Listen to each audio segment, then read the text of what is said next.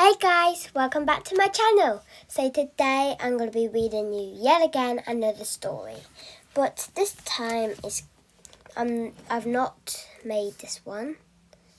It's a very famous author called Roald Dahl.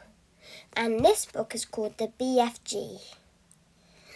So, because it's a massive book, like look how big this is. It's so thick. I won't be able to do all of it. But I am going to be doing chapter 1, okay guys? Introducing Sophie, the BFG, the blood... Wait, I can't read upside down. The blood bottler, the head of the army and the air force, and the queen. Here are the pictures. Okay.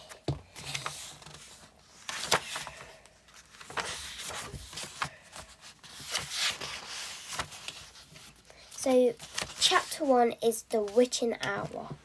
Sophie couldn't sleep. A brilliant moonbeam was slanting through a gap in the curtains. It was shining right onto her pillow. The other children in the dormitory had been asleep for hours. Sophie closed her eyes and lay quite still. She tried very hard to doze off. It was no good. The moonbeam was like a silver blade slicing through the room onto her face. The house was absolutely silent. No voices came from down the stairs. There were no footsteps on the floor above either. The window behind the curtain was wide open, but nobody was walking on the pavements outside. No cars went by on the street. Not the tiniest sound could be heard anywhere. Sophie had never known such a silence. This picture. And the word.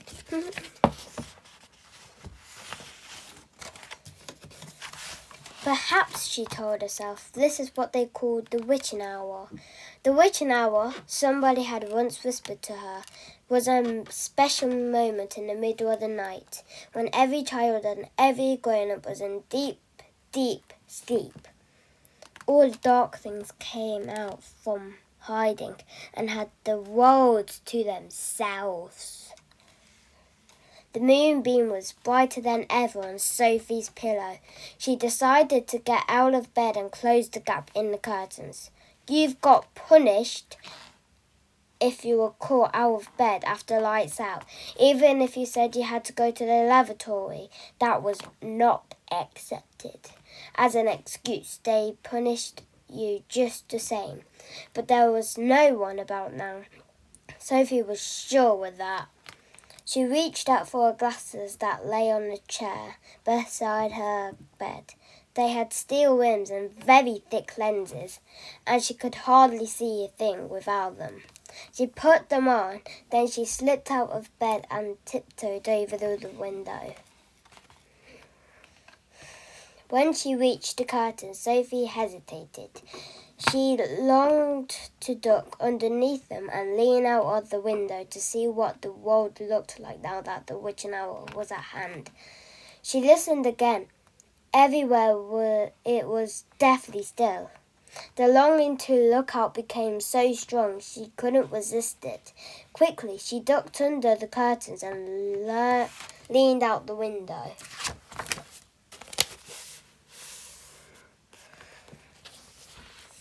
In the silvery moonlight, the village streets she knew so well seemed completely different.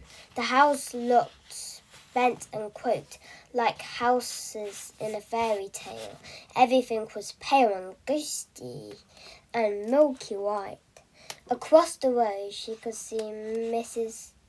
Branch's shop, where you bought buttons and wool and bits of elastic. It didn't look real. There was something dim and misty about that too. Sophie allowed her eye to travel further and further down the street. Suddenly she froze. There was something coming up the street on the opposite side. It was something black, something tall and black, something very tall and very black and very thin.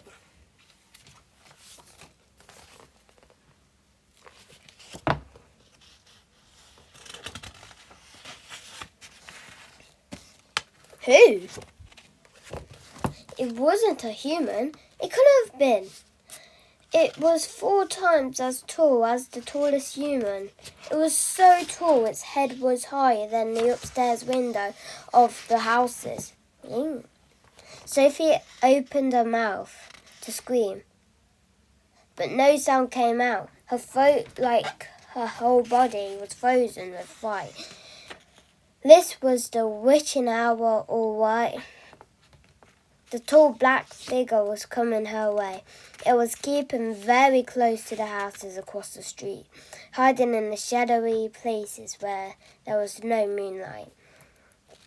Oh, on it came nearer and nearer, but it was moving in spurts. It wouldn't stop, then it would move on. Then it would stop again. But what on earth was it doing? Aha! Sophie could see now what was up to. It was stopping in front of each house. It would stop and peer into the upstairs window of each house in the street. It actually had to bend down to peer into the upstairs window. That's how tall it was. It would stop and peer in. Then it would slide on to the next house and stop again and peer in, and so on all along the street. It was much closer now, and Sophie could see it more clearly. Looking at it carefully, she decided it had to be some kind of person. Obviously, it was not a human, but it was definitely a person. A giant person, perhaps. Sophie started hard across the misty moonlight street. The giant, if that's what he was wearing a long black cloak. In one hand, he was holding what looked like a very long thinged trumpet. In the other hand, he held a large suitcase. The giant had stopped now right in front of Mr. and Mrs. Gucci's house. The Gucci's had a green grocer's shop in the middle of the high street, and the family lived above the shop. The 2 Gucci children slept in the upstairs front room. Sophie knew that the giant was peering through the window into the room where Michael and Jane Gucci were sleeping from across the street. Sophie watched and held her breath.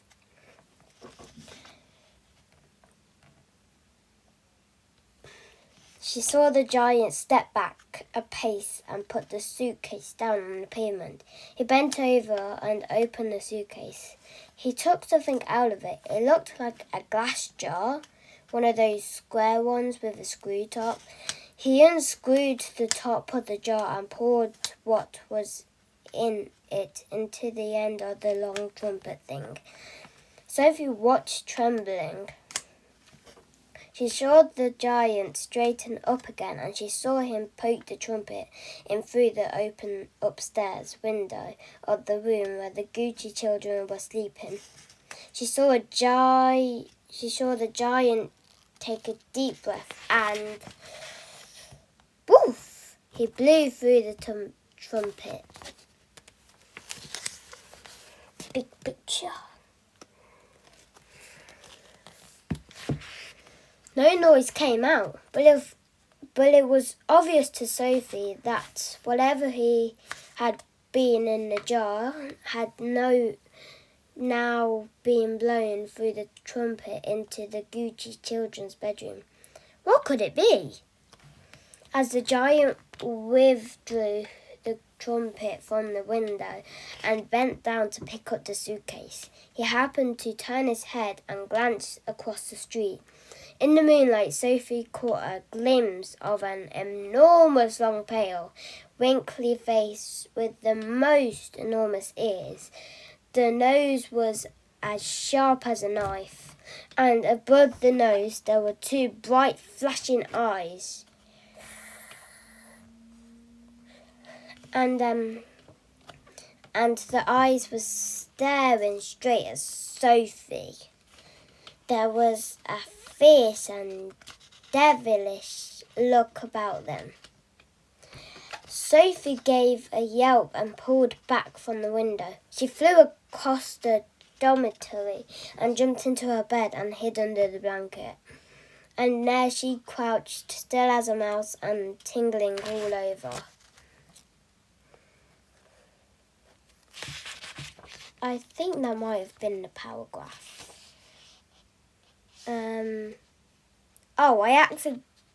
I somehow accidentally did 2 paragraphs, guys. So that's going to have to do.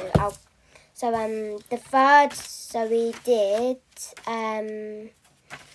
We did The Witching Hour and Who.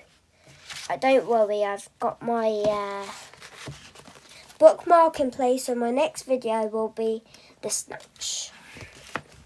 Alright guys, that's it for me. Bye bye.